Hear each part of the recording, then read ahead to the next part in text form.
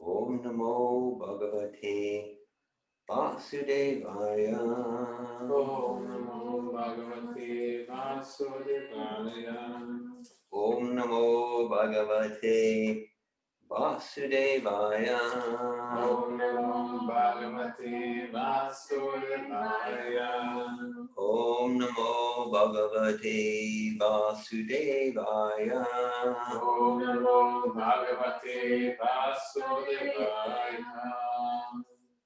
Okay, let's read Bhagavad Gita, chapter 6, entitled Sankhya Yoga, text 6.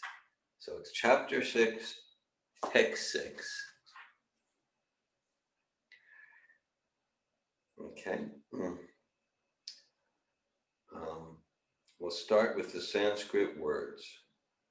Bandhu, Bandhu, Atma, Atma, Atmana, Atmana, Tasya, Tasya, Yena, Yena, Atma, Atma, Eva, Eva, Atmana, Atmana, Jita, Jita, Anatmana, Atmana, Tu, Tu, Shatrutve, Shatrutve, Varteta, Varteta, Atma Eva, Atma Eva, Shatruvat, Shatruvat, Bandurtmatmanastasya, Mandoramamasasya, Yenatmaivatmana Jita. Some tongue twister there, yeah? Anatmanastu Shatrutve, Atmanastu Shatrutve, Vartetatmaiva Shatruvat, Banduratmatmanastasya, Banduratmana Manastasya, Yenatmaivatmana Jita. Anatmanastu Shatrutve, Atmanastu Shatrutve, Vartetatmaiva Shatruvat, Vartetatmaiva Shatrutvat, Banduratmatmanastasya, Banduratmanastasya, Yenamaivatmana Jita. Yenatmanachita, Anatmanastu Shatrutve, Anatmanastu Shatrutve, Vartetatmaiva Shatruvat, Vartetatmaiva Banduratma Atmanastasya, Banduratmatmanastasya, Yena Atmaiva Atmanatita, Yenatmaivatmana Jita. Anatmanastu Shatrutve, Yanatmanastu Shatrutve, Vartetatmaiva Shaturva, Vartetatmaiva Shatruvat, Banduratma Manastasya, Banduratmanastasya, Yenatmaivatmana Jitaha, Yenatmaivatmana Jita. Anatmanastu Shatrutve, Anatmanastu Shatrutve, Vartitatmaiva Shatrutvat, Vartetatmaiva Shatruvat,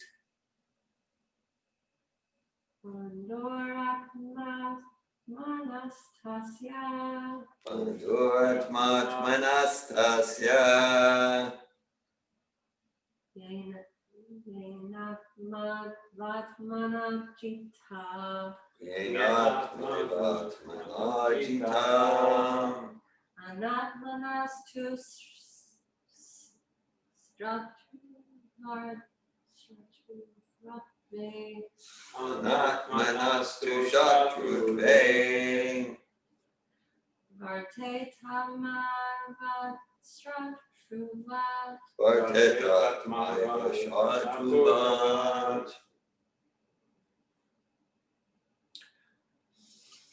Bandhu, Bandhu, friend, friend, Atma, Atma, mind, mind, Atmana, Atmana, of the living entity, of the living entity, Tasya Tasya, of him, of him, Yena Yena, by whom, by whom, Atma Atma, mind, mind, Eva Eva, certainly, certainly, Atmana Atmana, by the living entity, by the living entity, Jita Jitaha, conquered, conquered, Anatmana Anatmanaha, of one who has failed to control the mind. of one who has failed to control the mind. 2. Two, But but Shatrutve Shatrutve, because of enmity, cause of enmity, Varteta Varteta, remains, remains, Atma Eva Atma Eva, the very mind, the very mind, Shatruvat Shatruvat, as an enemy. as an enemy. Translation. For him who has conquered the mind is the best of friends. But for one who has failed to do so, his very mind will be the greatest enemy.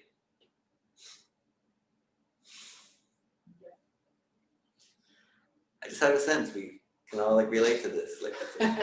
Is this some sort of abstract philosophy that has no bearing on practical reality? No, I have a sense. Mind is greatest enemy. Yes, I've experienced that. Okay, so just to emphasize the practical relevance of Bhagavad Gita. So this verse is all about transformation, transforming the mind from our worst enemy to our best friend. Purport by His Divine Grace A.C. Bhaktivedanta Swami Prabhupada.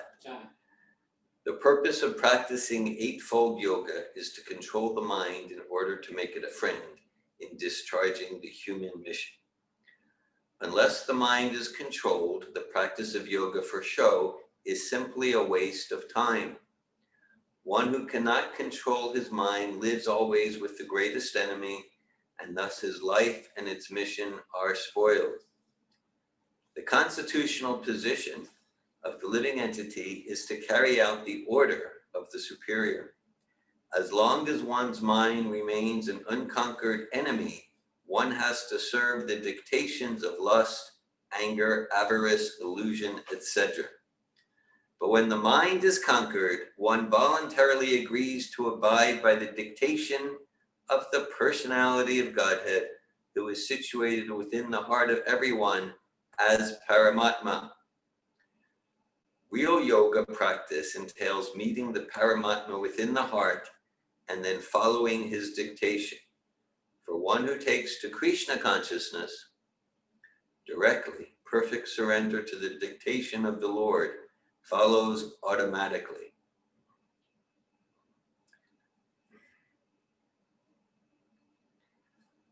Om Gyanatimirandasya Gyananjana Shalakaya Chakshurunmilitam Yena Tasmai Shri Gurave Namaha Shri Chaitanya Mano Bhishtam Stapitam Yena Bhutale Swayam Rupa Kadamayam Dadati Svapadantikam Vandeham Shri Guru Shri Uta Padakamalam Shri Gurun Vaishnavam Shri Rupam Sagrajatam Saganaraganatam Vitam Tam Sajivam Sadvaitam Savadutam Parijana Sahitan Krishna Chaitanya Devam Shri Radha Krishna Padan Sakana Lalita Shri Vishakan Vitam Stra He Krishna Karuna Sindhu Dina Bandhu Jagatpate Gopisha Gopika Kanta Radha Kanta Namostute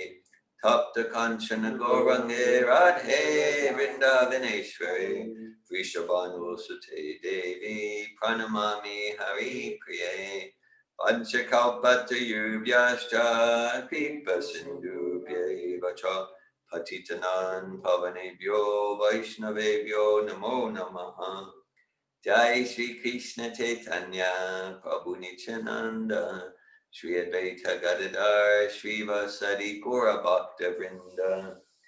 Hare Krishna, Krishna Krishna, Hare Hare, Hare Rama, Rama Rama, Hare Hare. Nama Om Vishnu Padaya Krishna Prestaya Bhutale Srimate Bhaktivedanta Swami Niti Namine Namaste Saraswati Devi Gauravani Pacharine Nirvishesha Shunyavadi Paschatya Desha Tarini Pandurat Matmanastasya Yinamaivatmana Jita Natmanastu Shatrutve Vartatatmaiva Shatruvat. For him who has conquered the mind is the best of friends. But for one who has failed to do so, his very mind will be the greatest enemy. Hare Krishna. Yes. So it is said, the fact is that wherever we go, our mind goes with us. Okay? Now, that could be good news or bad news, depending on our relationship with the mind, right? Because we all going to go on a vacation. Well, our mind's going to go with us. And so if our mind's our worst enemy, we just imagine, okay? We don't need to imagine that tormenting mind is still there. So basic fundamental principle here in Bhagavad Gita, Antavanti medeha nityashukta sharirina asanino prameyasya kaschit yudyasva bharata. That only the material body is destroyed. The soul is indestructible, immortal, eternal. We're not the body. So that's good news. It's good news. And even better news is we're not the mind. The analogy is like the computer. There's the hardware and there's software. Software represents subtle matter. So the hardware represents gross matter, and the software is subtle matter. Mind, intelligence, ahankara, false ego. But we're not the hardware, we're not the software. We're the operator of the computer. And then material conditioned life, which is intrinsically full of suffering. Material conditioned life that we're identifying as if we are the body, as if we are the mind. And maybe in some stage we realize, oh yes, I'm not the body. Like the French philosopher Descartes, he went through his discourses and came to, I think, therefore I am. And if we follow his process, he understood he's not the body, but he did identify himself with thinking. He didn't, from my reading of that, he didn't come to the point of understanding he's not the software either. He's not the software either. And so, right. And so later in the same chapter, Prabhupada's going to describe the analogy of a chariot. It's the chariot of the body. And the chariot is drawn by 5 horses, which represent the 5 senses. And then the reins represent the mind. The driver is the intelligence, and the passenger is us, the spirit soul. So the proper hierarchy is the spirit soul gives directions, and the intelligence follows, and the intelligence guides the reins, not too tight, not too loose, not too tight, not too loose. And then the horses are cooperating, and they're taking the passenger in the chariot of the body to the goal. So material life means the hierarchy is reversed. That the mind is flapping, the mind is the reins, and the mind is flapping wildly. Okay? We have experienced our mind flapping wildly. Very disturbing experience. Yeah. Yeah. So again, that's why we, in one sense, people say like, oh, Prabhupada says the same things again and again, because he really wants us to get it. Because he really wants us to take control of the reins, so that our mind's not torturing us. That's what this is about. That's what real yoga is not about some escape. It's about controlling the mind. And so, because if the reins are flapping wildly, and then one horse wants to go here, the eyes want to go here, the nose wants to go there, the tongue wants to go there, and then for the passenger, it's a very precarious situation. It's a terrifying situation. The minds are flapping, the senses are going here and there. And the whole thing, this could go off a cliff into a ditch. Very scary. That's a metaphor for us to relate to. It's a metaphor for us to relate to. And so actually yoga, like the English word yoke, to connect, comes from the Sanskrit yoga. Yoga means to connect. And in its essential form, yoga means the soul connecting with itself in self-realization, the soul realizing that we are spirit soul, and the soul connecting with Krishna, with God, in a spirit, in an attitude of loving devotion, loving devotional service. And that's our natural position. Then we have spiritual strength to control the mind and direct the mind. And then the mind's our best friend. So this is, and that makes all the difference between a miserable, torturous experience of self and life, or an empowered, joyful, purposeful experience. And the example is given, like, say if there's a big ship on the ocean, and the ship represents us, spirit soul is very powerful. And then a little tugboat can drag the ship all around the ocean. The ocean represents the ocean of the material world. If the ship's engines are turned off. Engines turned off means we're not alive in self-realization, we're not alive in devotional service to God. Okay. So the ship's much more powerful than the tugboat. Just like aparemi tastramyam prakratim vidime pram jiva bhuta mahabaho yayedam doyate jagat. The soul is superior to the material energy, but we're dragged around and whipped by the material energy when our engines are turned off, when we're not alive in self-realization and alive in true yoga, devotional service to the Supreme. And so,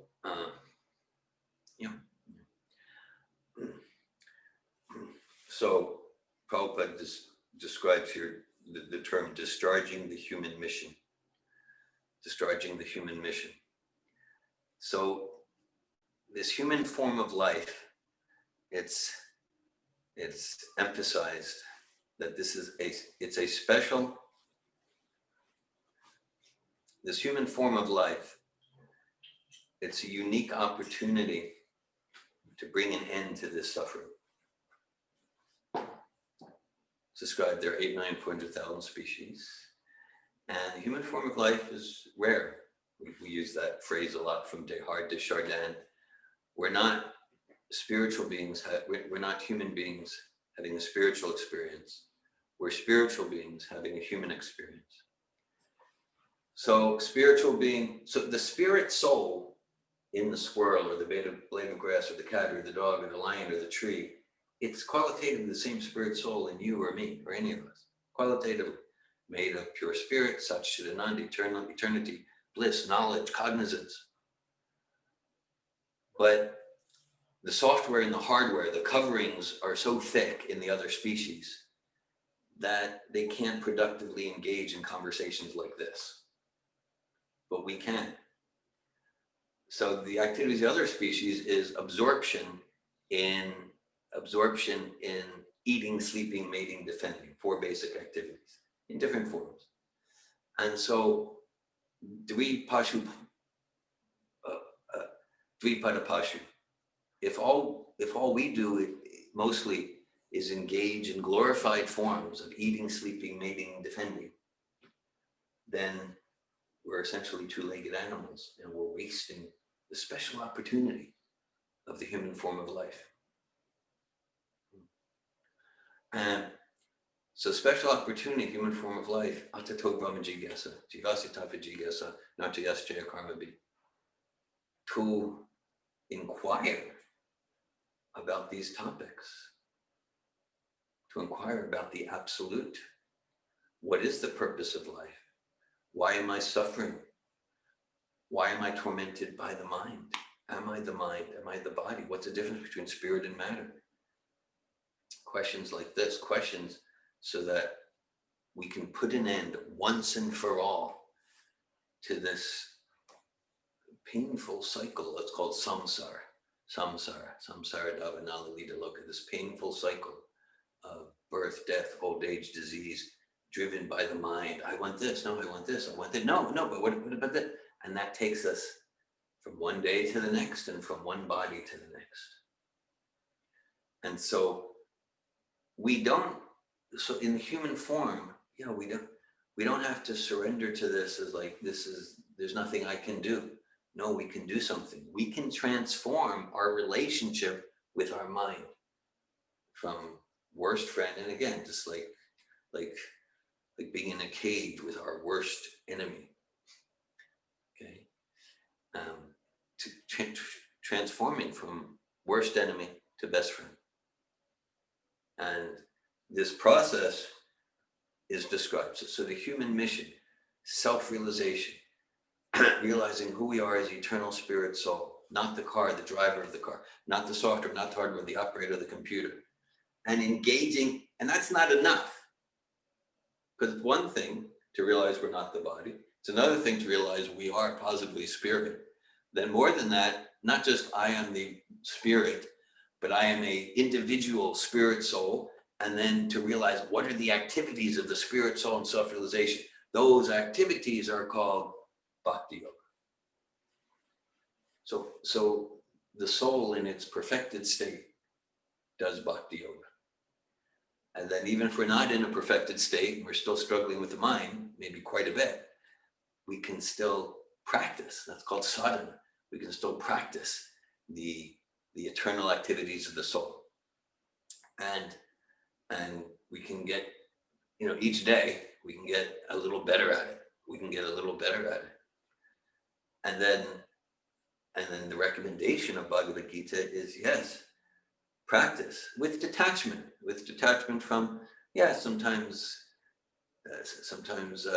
we can be, the results can seem discouraging or encouraging, but to practice, and then when it's time to leave this body, which could be 60, 100 years from now for some of us, could be tomorrow, could be tonight. It's fact. It's fact. So the idea is to cultivate Krishna consciousness, to be absorbed in the eternal activities and forms of the soul.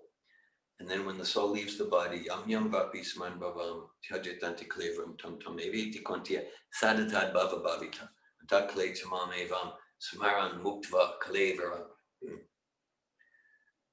Then we're absorbed in Krishna consciousness, and then we're not forced to take another birth in a material womb and to get another mind that will torment us. This is the science of how to free ourselves from that cycle of getting another mind and another ear, nose. It's described in Bhagavad Gita, this living entity according to its intention and desire and deserve and karma. We create our karma. The living entity gets a particular nose and eyes and tongue and mind. And any sort of material mind means we've got a mind that is dedicated to be an enemy of the actual best interest of the soul. It's dedicated to be self-sabotaging. That's what it means. And so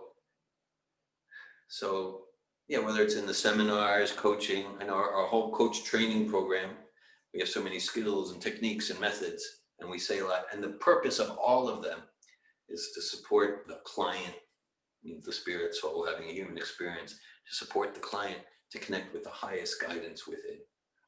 So that's a synonym for Paramatma. We are Atma, and Paramatma is an expansion of Krishna within our heart.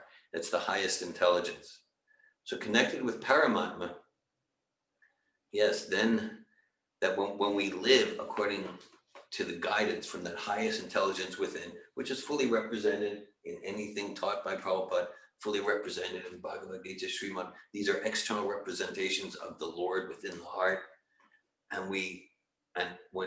So the whole purpose of also the physical yoga system is not intrinsically about muscle tone or losing 10 pounds in a month or something like that. The purpose of the physical yoga system is to quiet the mind and senses enough in order for the soul to be steadily connected with Super Soul, and then to follow the guidance of Super Soul. And actually in traditional yoga, typically that takes about 60,000 years. No, really. No, if you actually read that's why the idea, yes, come get enlightenment 15 minutes a day for $750 bargain rate. Like, now it doesn't mean not to do the physical yoga, like for muscle tone or health. No, it's good exercise and all that. But as far as a spiritual process, most of us won't live 60,000 years. Just a fact. Right? Even 1,000 years. Right? We are eternal. Yeah, exactly. And so we are eternal. And so we want to realize our eternal nature, and the physical yoga system, I mean, it's designed for that, for a different age. Satya Yuga, when people lived 100,000 years, things like that.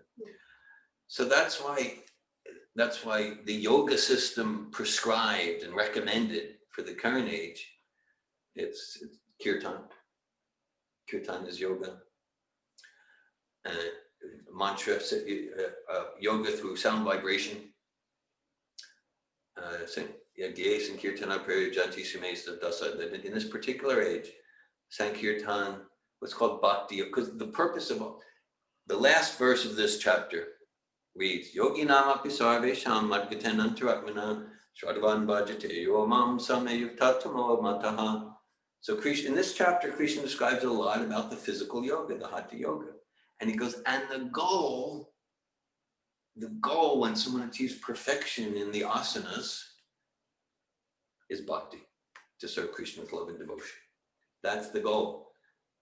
Not that I'm familiar with too many yoga studios. Go to most yoga studios, they don't know that. They don't even know the ultimate goal. According to who? Well, according to the source book of all yoga, Bhagavad Gita.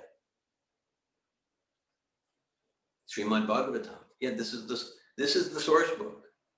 It's like, no, but I read a book by some guy in the 60s and he said, so that's where it's vital, if we really want to transform the mind from tormenting enemy to a true friend who will support us to the natural blissful life of the soul. We need to hear from authorities who really know what they're talking about, and they're realized in what they're talking about. They not just have knowledge, but they are acharyas, that their lives are embodiments of this knowledge. That's why we stress a lot, Prabhupada stresses a lot, that everything here, everything in these books, not just the books, but the books define a process. Everything in the process is there's nothing like speculative. It's coming down, starting from Krishna, through Brahma, through Narada Muni, through Srila Vyasadeva, through Madhvacharya, through Lord Chaitanya, through the six Goswamis, through Gorakishore Das Babaji, through Bhaktisiddhanta Saraswati, through Srila Prabhupada, all pure devotees of Krishna. And our choice is to follow or not. And it's not 100% or zero. We can follow 1% and experience 1% transformation of the mind from enemy to friend. The recommendation is make this your last life, give 100%. That's the recommendation. That's the recommendation. And so Prabhupada closes the purport with, for one who takes to Krishna consciousness directly, perfect surrender to the dictation of the Lord follows automatically. It is described in the Chaitanya Charitamrita, Bhukti Mukti Siddhikami Sakaliya Shanta, Krishna Bhakta Nishkama, Ataeva Shanta.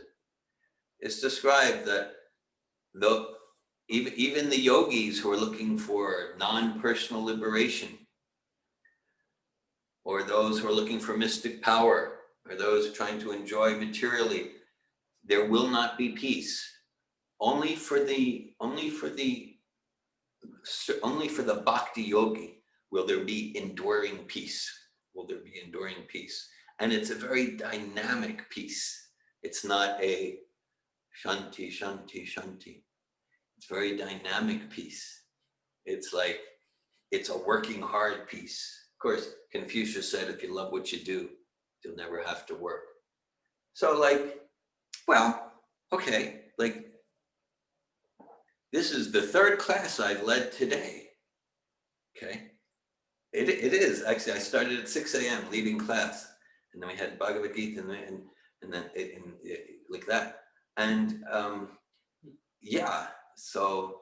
It's my fourth Bhagavad Gita. It's your fourth. Ramachandra, it's his fourth Shastra class today.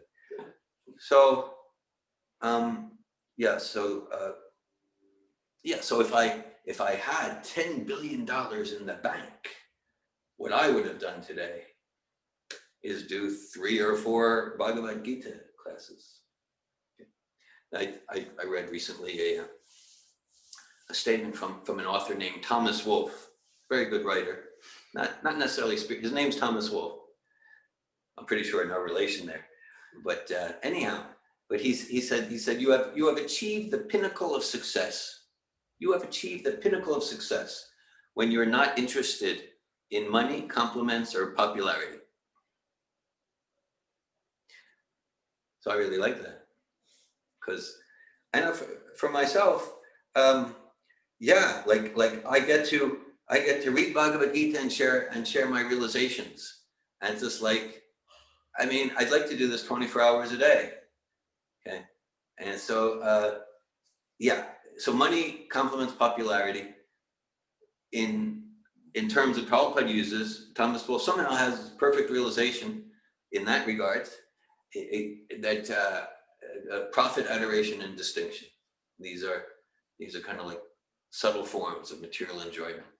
Okay, and so as long as we're looking for enjoyment of the external senses, or enjoy, or mental and ego enjoyment, profit, adoration, distinction, money, compliments, popularity, then it's a sure thing. We will not be peaceful, because we'll always be chasing that carrot on the stick. And even if we get what we want, it's not satisfying for the soul. The soul is satisfied when we're just enthusiastic to serve Krishna, bhakti yoga. And, so we say, well, how do we serve? And then, practically, what do I do with my life? And so a foundational service, Sri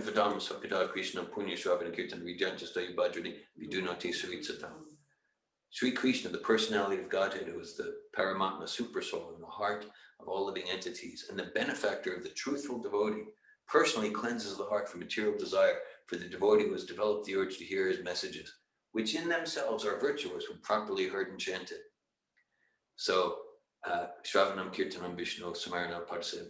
So this hearing and chanting, and especially in all the time, and particularly in this age, this Maha Mantra, it's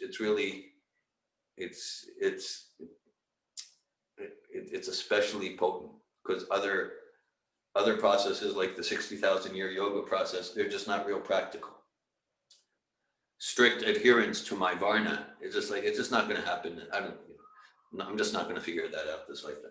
So Hare Krishna, Krishna Krishna, Hare Hare, Hare Rama, Rama Rama, Hare Hare. That is bhakti yoga. And we chant, and our hearts get purified through God's grace, through chanting God's name. And then we get more and more realization how to engage our life up to 24 hours per day in devotional service. 24 hours per day.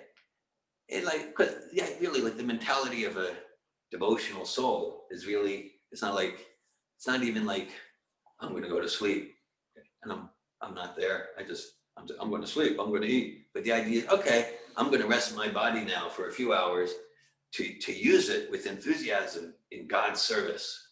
So like even sleeping is a service. And then I guess at a higher platform, even one's dreams are fully absorbed in bhakti, in Krishna's form, quality, activities. So this verse is all about transformation from a tormenting mind to a mind that really serves the highest self in its peace and bliss in connection with super soul. The verse is Bandur matmanas tasya yanamaivatmana jita natmanastu shatrutve vartatatmeva satruvat. For him who has conquered the mind is the best of friends. But for one who has failed to do so, his very mind will be the greatest enemy. Hare Krishna, thank you for listening to Bhagavad Gita. Thank you. I welcome at this time any questions, comments, sharing, realizations, doubts.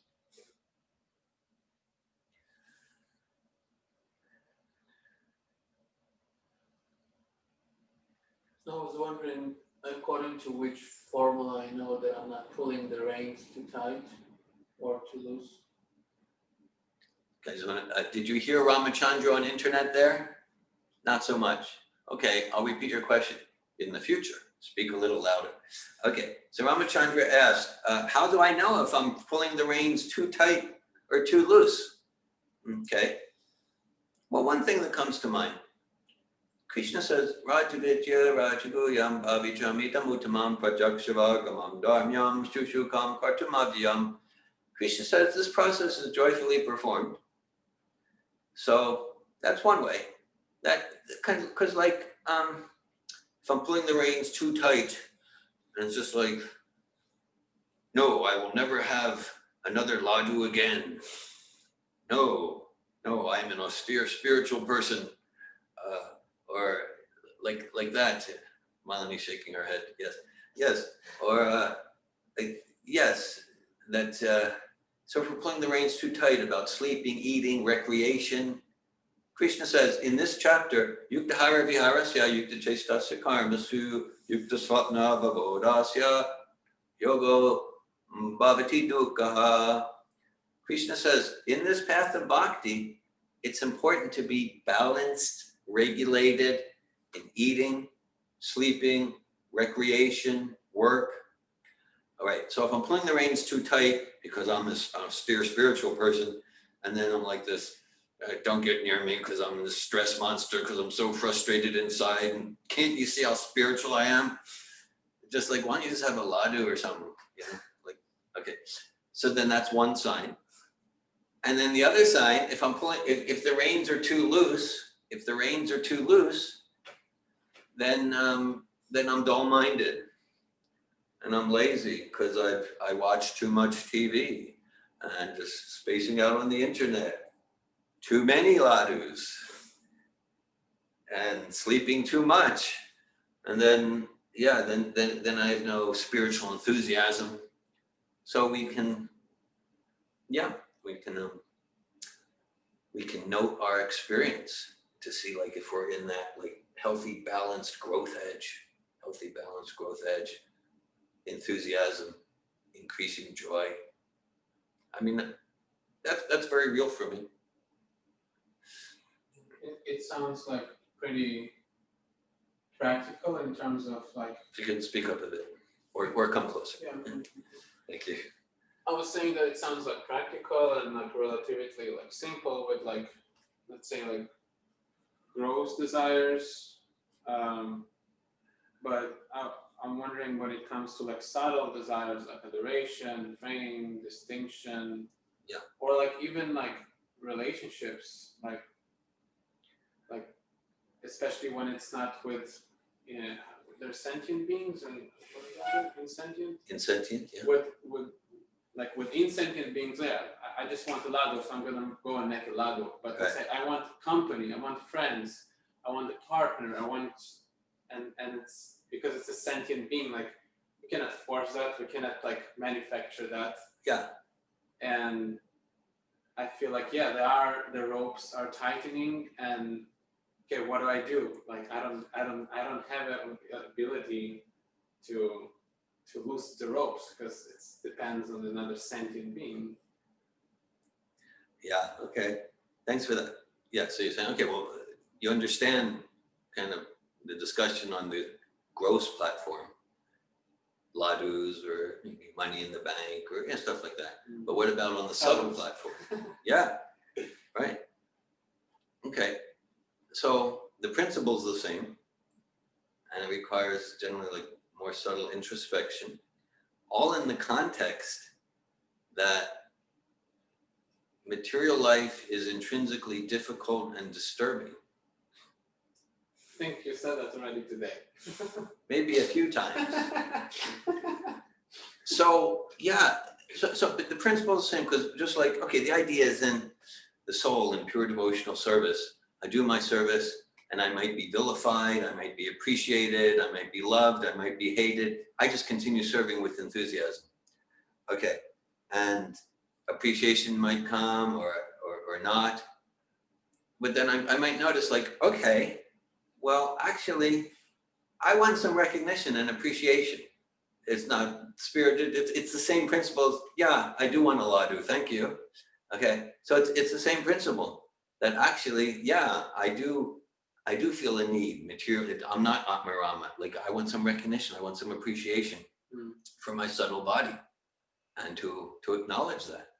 So the principle, and like kind of now if like practically my whole life is led, I want to be popular, I want people to like me, then that's, the reins are too loose. And at the same time, if I'm pretending like I'm like the saintly person who doesn't need any appreciation or reciprocation, but then inside I'm getting resentment, I do so much and I don't get appreciated. So it's the same principle as the ladu or the nice car. It's the same principle. Okay.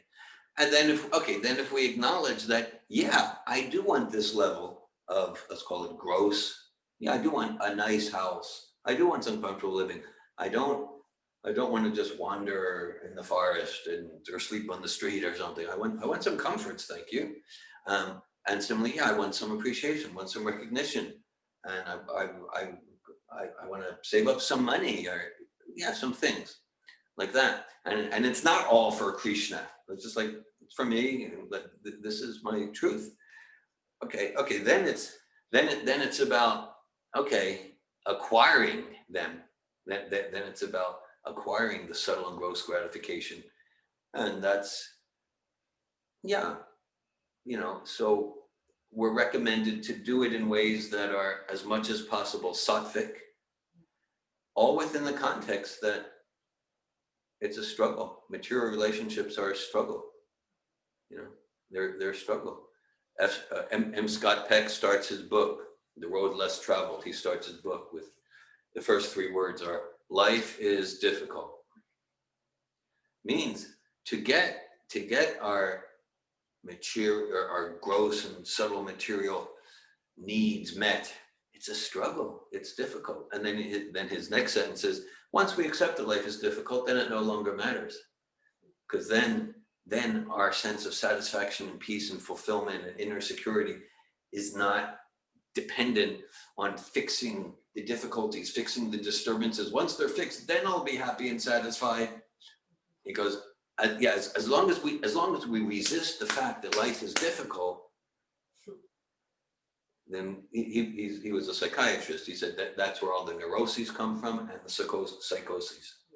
Neuroses and psychoses. Yeah, you said that. And so, yeah, but once we accept that life is difficult, then we can transcend that, and accept the difficulties and live purposefully, and that's the real fulfillment of the soul. So yeah, whether it's on the subtle platform of adoration and distinction, or the gross platform of ladus and nice cars and money in the bank or position in society, or whatever, that the principle is the same, to realize, okay, yeah, what's the healthy growth edge for me? And then to get those needs satisfied, it's generally a struggle. It's a struggle for most people. That's a fact. Yeah, maybe the example of the ladu was uncovering like all the distinction. Because if we see a laddu, okay, like Roman Jean, you say you go in the kitchen and you make a laddu, but let's say that my material desire is to have $1 million in a bank, Yeah, then it seems that to get some friends and some, approval will be easier than having $1 million in a bank. yeah. So it's not because it's gross or subtle, it's just because maybe they are not proportionate. Thanks for that. Yeah, Deladu was maybe overly simplistic, but even so yeah, to get some friends and exchange some affection, appreciation materially could be easier than like I have a goal. I'm gonna establish this company. I have $1 million in bank, and I'll be this, and then and I'm gonna do it, and then I'll work 18 hours a day for the first 5 years. Yeah, then it becomes so difficult. Struggle. Yeah, and getting approval doesn't seem that difficult. And when you were speaking about the torture of the mind and the difficulty of the mind, and the mind is there to torture us, and I was thinking like, so the mind tortures us, and so it's kind of, we can work with it, like we help people in coaching, Yeah, working with it, overcoming the mind, overcoming the torture of the mind, experiencing your experience, releasing your experience, releasing whatever pain, anger, grief. And but what about physical pain? Like, yeah, it's always difficult for me to how not to identify with the body with physical pain. yeah, yeah. Right. That okay. Yeah, we focused on mental torment. What about physical pain? And Physical torment. yeah, so any realizations or experiences you want to share, or like, because for me it seems like the principle is the same. Yeah, because I identify with the body, and then so then I think, I'm hurt, I'm injured, but okay, actually, okay, my forehead is injured, and just like I can say I've hurt my finger. So then there's two entities. There's the finger and the owner of the finger. So my forehead, I'm not the forehead. So I get that philosophically to some extent, but practically, I think, oh, I'm bleeding. I am this body. So as it's the same principle, but as we get more and more realization of who we are, spirit souls, then physical pain is part of embodied life, but we just become less and less disturbed by it. But it's there. Well, it's there, yeah. It's not that it goes away. Like Prabhupada, when the boys, I don't know who the boys were asking, Prabhupada, did it hurt, when he had his heart attack crossing the Atlantic Ocean? He said, yes, it hurt. So it's not like the pain goes away because we're enlightened, but we just learn to tolerate it. Tolerate without being disturbed. Like just continuing to focus on doing service. Okay, pain is there. Like, but sometimes, like imagine like you're strobing, there is a strobing pain in your forehead. Yeah. Like a really strobing pain, like pulsing, a really intense pain. And it seems very difficult to focus on service. Yes. I mean, I'm very bad with physical pain. I'm no example of this. Yeah. So, but yeah, difficult. And then later in this chapter, Krishna says, because Arjuna says things like, well, it seems very difficult. He's talking about the mind, but the principle is the same. Krishna says, yeah, and it's possible to progress with practice and detachment. Practice and detachment. And so, yeah, it's difficult. And that difficulty comes from our deep attachment to misidentifying the self with the body, to misidentifying the self with the body. Yeah, difficult. And then, you know, when the name of the boy, maybe he's 12 years old, it was Virabhadra in Los Angeles, I think in the 60s, conversation with Prabhupada. And, you know, so I don't know what Prabhupada's experience is, but we know for sure when Prabhupada's having those heart attacks, he's actually in bliss, meditating on Krishna. In bliss, meditating on Krishna. And yeah, I mean, analogy that comes to me, it just comes to me, I don't know if it's too relevant, but just like if I'm driving a car and then a car comes from the side street and smashes into my car. So I might immediately say, I've been hit. Because there's some identification, I am this car. But now, well, I haven't been hit. The car I'm driving has been hit. But immediately I go, I've been hit. And I'm relating to that analogy more now than 5 days ago.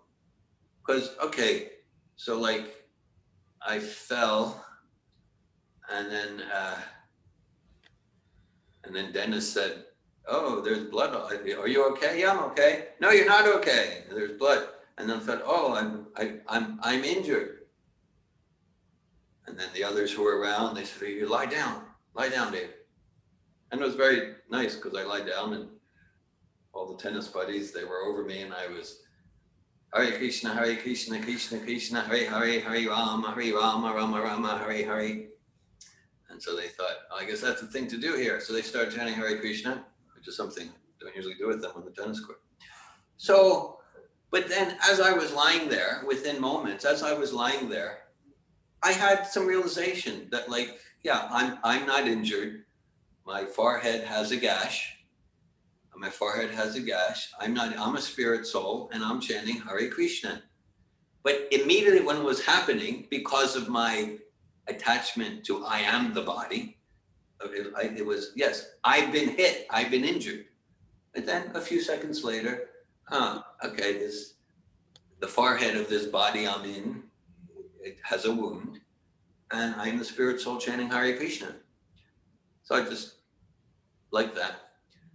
So yeah, so the body is the body is it's full of pain and disturbances, misery. It's in a sense it's meant to give us misery, not so we burn in hell forever, but so that we more and more cultivate bhakti realization, who I am as eternal spirit soul, and act as spirit soul. And yeah, and again, this was not painful. So like I don't have like big things to talk about here, but I have some small realization that even when I was like being helped to the car, I didn't need help, but they wanted to help me.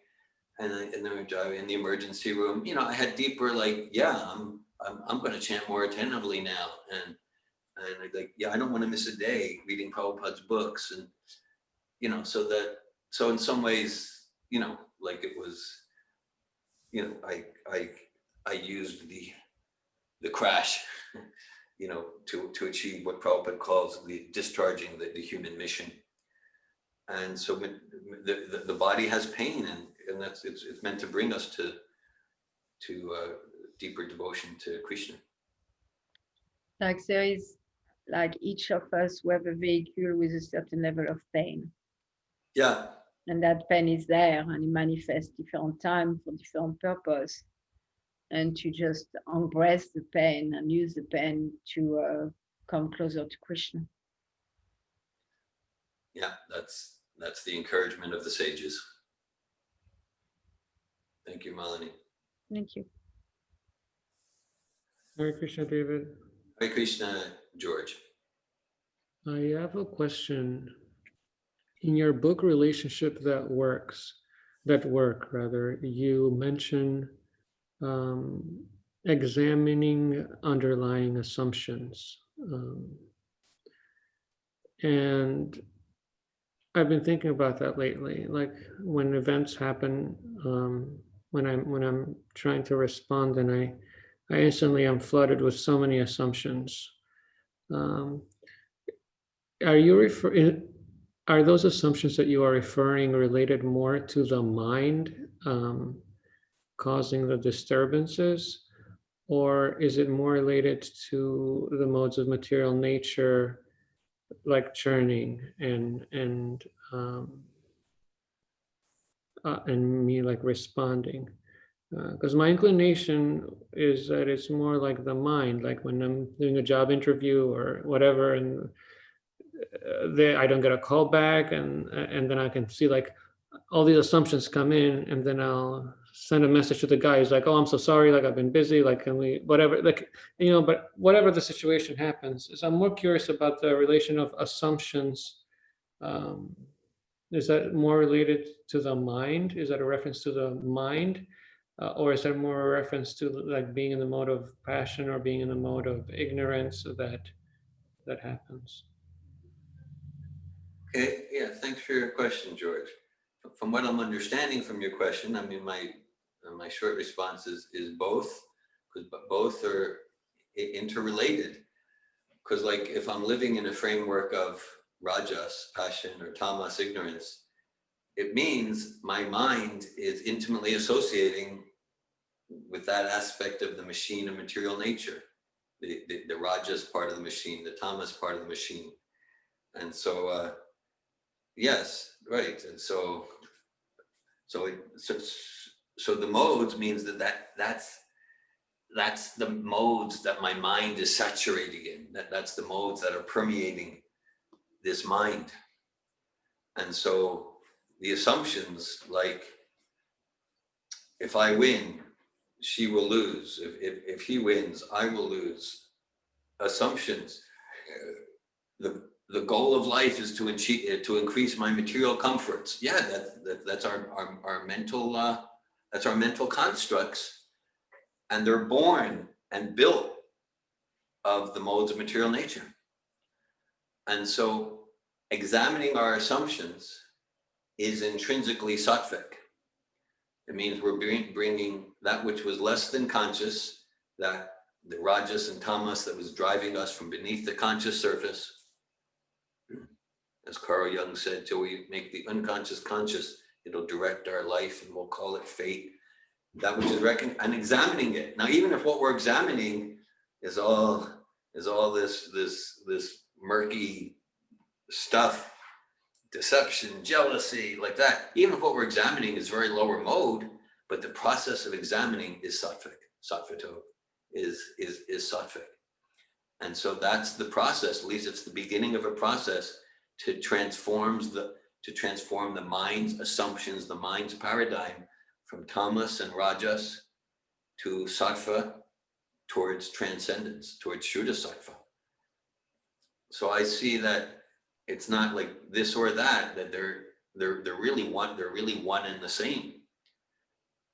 You're looking at my assumptions around relationship, my assumptions around the goal of life, my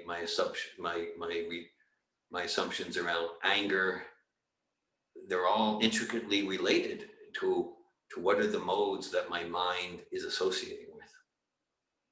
Thank you, David. That's very helpful. I was also thinking about the mind as is referenced in the first verse or the first line of the purport, where they were talking about Prabhupada's talking about the purpose of Practice yoga, control the mind. Yes, to make it a friend. And I'm experiencing thinking that there's an apparent contradiction with making the mind a friend, because I've also heard Prabhupada say that you just beat it with shoes or a broomstick or something. Maybe it was Bhaktisiddhanta that said the broomstick. And like I think I remember it strictly saying like you don't give it like a nothing, like you don't give it any. So I just was wondering if you could comment on that based on what you've heard of Srila Prabhupada. Yeah, Prabhupada quotes his spiritual master Bhaktisiddhanta, who said essentially, in the morning, beat your mind with shoes 100 times, And in the evening, before you take rest, in the evening after you take rest, beat your mind with a broomstick 100 times. Right. So yeah. And yeah, Malini writes, not the greatest way to make a friend. Well, okay, but okay, if we think of it as like a wild, untamed animal, and so the idea, the idea is like this wild, untamed mind. It needs discipline. It needs discipline, and sure, as we progress in this transformational relationship, then maybe I can deal with my mind with more gentler means. But at some stages, it just needs strict discipline. Otherwise, it's going to tear me apart, and it's going to drag me over the cliff.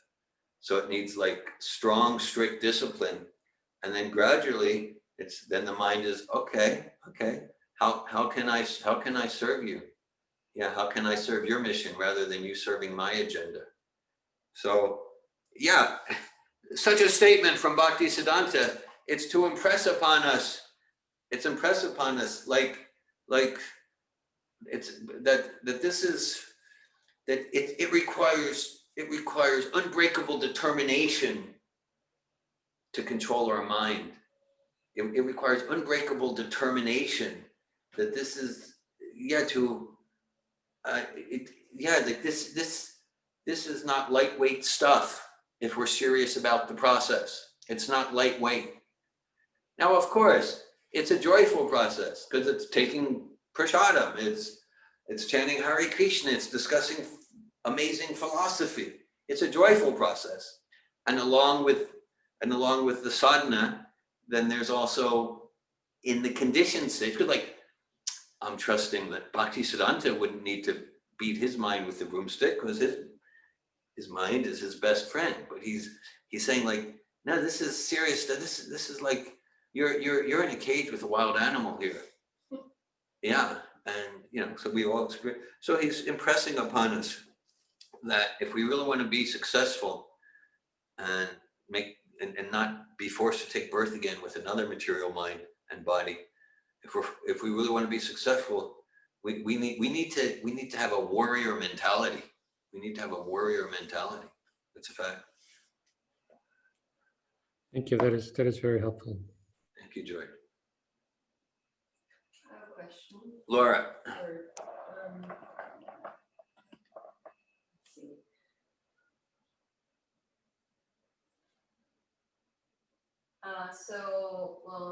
Malini asked about pain, Yeah. and before that, I was going to ask something else, but they're kind of together. So I've been exercising more lately, like being more active, which I know is very good for me, and like walking a lot, and also riding my bike. Yeah. And it's related to the pain because I also know like I've experienced a lot of pain in my body a lot of my life, as many of us have, but so much that like I always thought something was really wrong with me. Yeah. When I was younger, I went to many doctors. So I know, and it kind of ebbs and flows, but when I am more active, and that's also like for me, asana or yoga practice, movement practice has always helped me be in my body and Yeah. helps with pain.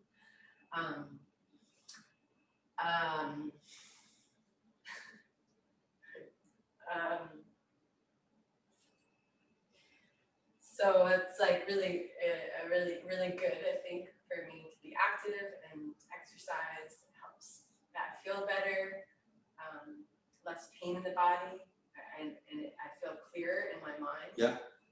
So the original, where I originally was wanting to go with the question was like, how can I approach that? Perfect surrender to the dictation of the Lord follows automatically.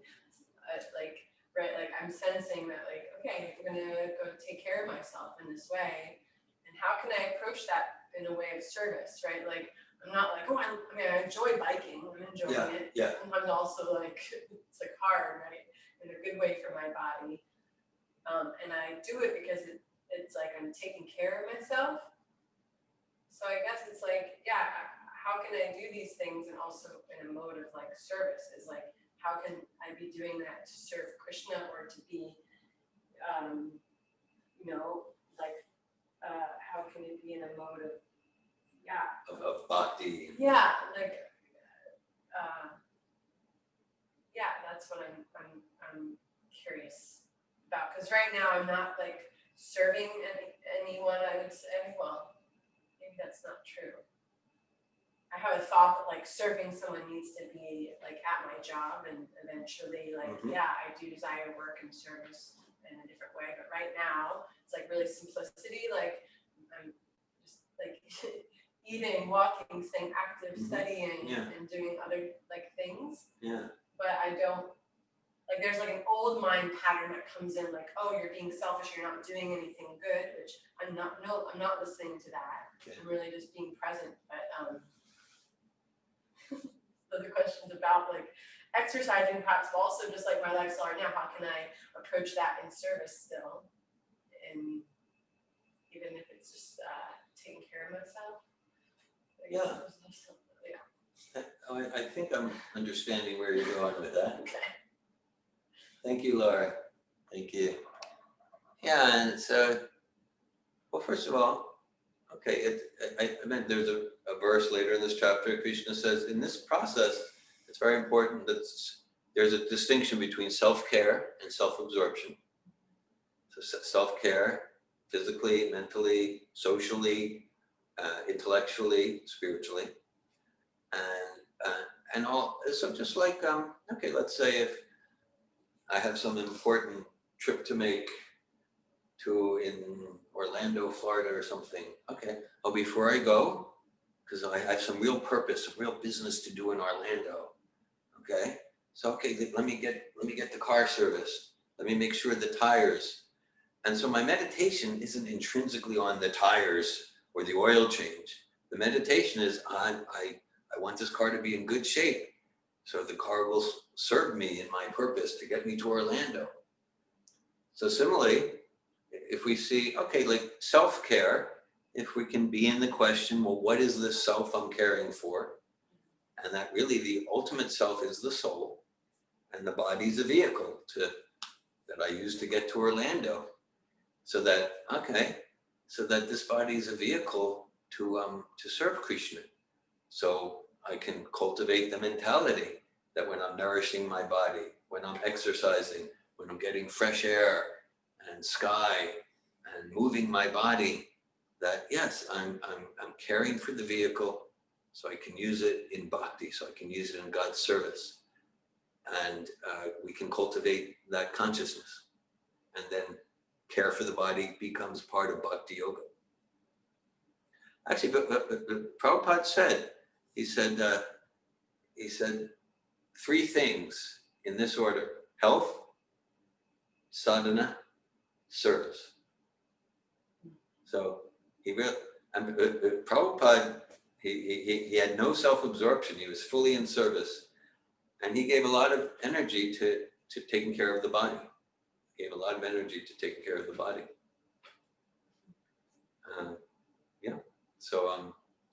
So taking care of our health, cultivating a mentality, one, that I'm not the body, but it's an important vehicle, and I want to take care of it so I can use it in devotional service.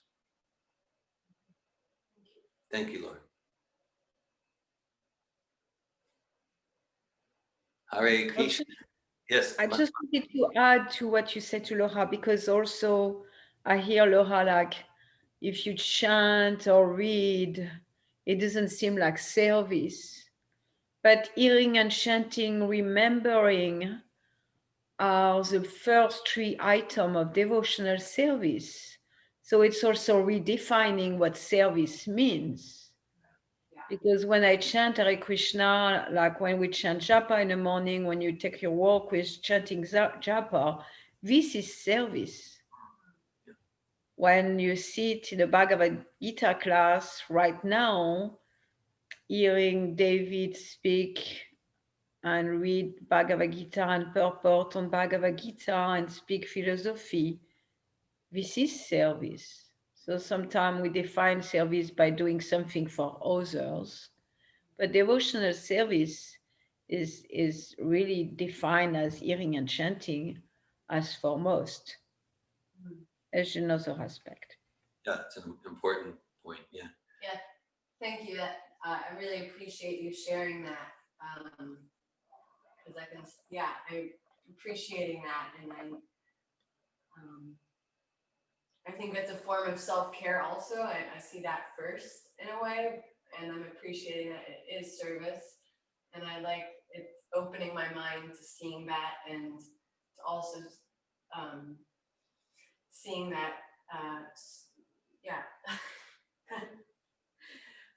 I have one of my mentalities, like, service is only serving someone else, like another human, and but yeah, chanting or reading and studying is service. Yes, it is. Towards the end of the 18th chapter, the last chapter, Krishna says, one who studies Bhagavad Gita is serving me with his intelligence. This is a very new thought, so thank you. Yeah, I didn't really think of it that way at all.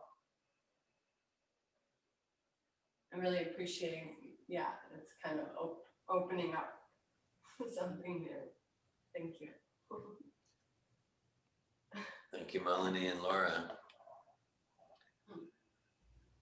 Bhagavad Gita ki jai.